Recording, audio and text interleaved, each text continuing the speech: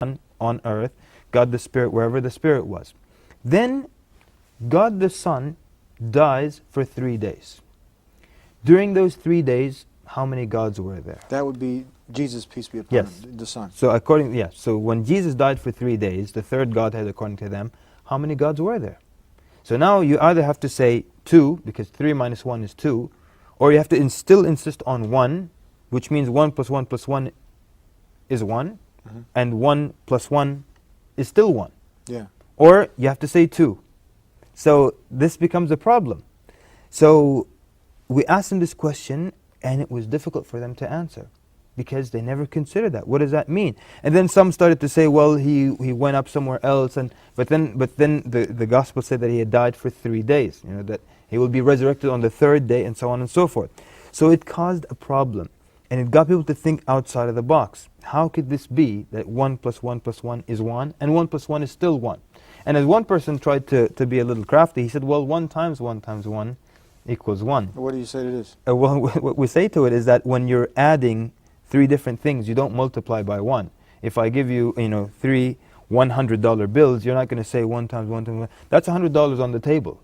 Because if that's the case, I want to do business with you, and I want to borrow a lot of money from you, and I'm going to give it back to you using your logic. Yeah. See, we don't accept this kind of logic when it comes to things in this life, so why do we accept this kind of explanation when it applies to the Creator, you see? So then, I'll tell you another time, I sat down with someone, and he was a very honest man. I asked him very quickly, look, how does this Trinity thing work? And he was a very honest man. He said, look, nobody really knows how it works. He was actually a pastor, head of his church, and he said nobody really knows how it works.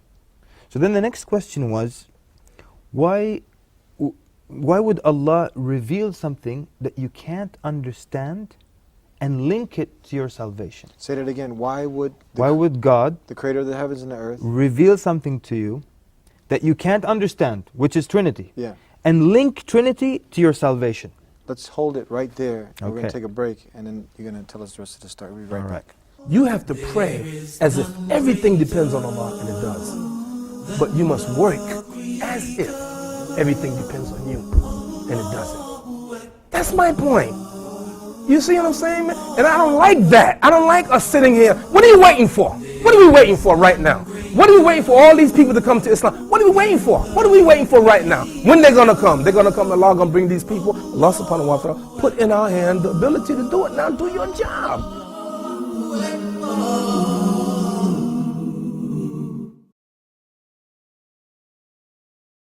Back here on the Deen Show, let's continue on right from where we left off. Why would the Creator of the heavens and earth, Allah, go ahead. Okay, and I just want to preface this by saying that I'm not trying to be insulting to anyone. I'm going to give you actual discussions that I've had with pastors and people who are like either they were missionaries or people who teach Bible study, or they were heads of churches. Real situations that happen with real people. These are real situations, not anything where we're trying to ridicule another faith, because in Islam we're commanded to obey, to respect all religions and respect the followers of all other faiths. So we're not trying to be funny here, not trying to make fun of anybody. This is an actual discussion that happened.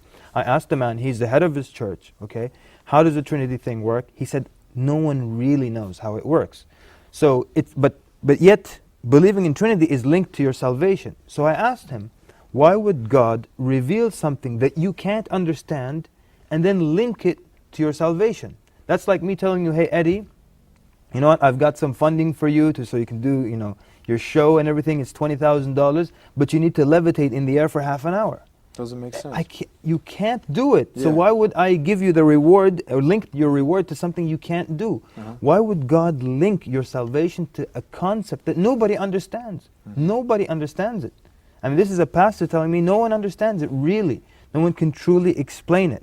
But now if they come with these explanations about the egg and the yolk, the water, and all these other things that people might come up. They're all analogies that once we, like the egg basically is saying that the egg is composed of 3 ingredients, but it's 1 egg. Yeah. But the problem is that when you physically separate the ingredients, it's not an egg anymore. If you see the white on the floor, you're not going to think you won't know what it is actually. Yeah. So it's not called an egg. So the same thing, the triune gods were physically separate. So you can't call them one. They're not even in one location. What about the water? With the water, ice. Yeah, that it's solid, liquid, gas, or ice, liquid, and Yeah. and vapor. But the problem is, again, this is an example of 1 and 3, not 3 and 1, Yeah. as we had agreed that So- Trinity is 3 and 1. So you can't give an example of 1 and 3, water, which is one thing, in 3 different states, Yeah. to explain 1 and 3 and 1. It doesn't work out. Yeah. So you might ask, well, there are many things we don't know about God. I mean, we don't know everything about God, so why can't we not know about the Trinity? No, because Trinity is linked to your salvation. Take an example now in Islam. In Islam, you'll find the things that are essential to you going to paradise are very easy to understand, right? For example, one of the things that I find quite complicated in Islam is Islamic finance, okay? I don't know if you ever looked into it. Kind of very tricky, very complicated, very intricate. Imagine to get to paradise in Islam, you had to understand Islamic finance. That would be a nightmare. Yeah. Paradise would be empty. But to get to paradise, you have to understand a very easy, simple concept, like you said in the introduction. A 2-year-old can understand it. There is one God. That's it. That's it. Hey, do we need night classes for that? That's it. No. There's one God. That's the end of the story. We don't need to explain anything. Any other number you need to explain. How they're 2, how they're 3, how they're 7. You need an explanation. But one God, you don't need an explanation for that. So it can't be that, well, we don't understand many things about God, therefore Trinity is one of those things. No, Trinity is linked to your salvation. It has to be easy to comprehend. The simple man in the street has to be able to understand the message that is linked to his or her salvation. So then he did kind of start to go down the route where saying, well, it's actually a mystery, it's very mysterious and God works in mysterious ways. And as you quoted earlier, it says in the Bible that God is not the author of confusion. So where would this mystery come from if God didn't author the confusion? And so just by asking these questions now, the man was beginning to see, to step outside of the box, and see that this can't be the case. And I actually asked him a question, and again, I'm going to try to quote exactly what I said to him and what he said to me. I asked him, I'm not asking you which one you prefer, which one you like more, which one you love. I'm asking you which makes more sense to you. The concept of God in Islam, that there's only one God that's worthy of worship. He has no partner, no children, no relatives, nobody gives birth to him, and he doesn't give birth to anyone. Or the concept of God in Christianity, the triune God specifically, who is 3 in different physical locations, but is still one. One of them dies, instead of becoming 2, there's still one.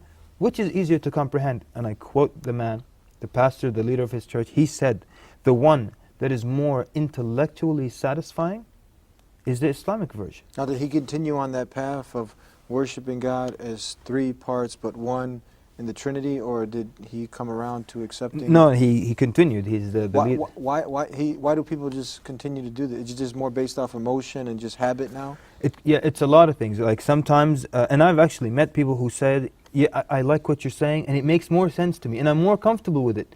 But this is who I am, or this is what my parents were, and I can't, and I'm comfortable this way. Many people don't want to leave the comfort zone. Many times people know that it's better for them to stop doing something, and they continue. Let's take the easiest example, smokers. Yeah. They know they should stop, but they keep going. Yeah. So it applies, and it can be... This is a really good example. I had actually a situation where the gentleman, before I can finish the sentence, he basically finished it for me, that he knows that it kills so many people. He knows, he actually said that he went to the class and he saw the lungs at their worst point, where it's black, and even the professor who was teaching the class went outside with him to have a smoke. Wow, after all that. After all that. So sometimes there are many different things that pull on the individual to not make the change, even if they feel this is the right change, And like I said, there are 1,001 different reasons. So that's, you think that's one of the main ones? It just, now it's who I am. This is what I do. It just, I gotta do it. For some people also, you cannot offset 50 years of belief with 10 minutes of explanation, albeit even if it's excellent explanation, you can't offset 50 years of what I used to be. So, and in the end, the ultimate guidance is in the hands of Allah, of course. Continue on giving us some more examples. We'll be right back. I just want to say, very simple message. He is the maintainer. One of the beautiful things about our religion of Islam is the emphasis on direct ritual and prayer to God directly. There is no intermediary. The lights will go on after the party, and the party will end. It's very simple and very clear. There are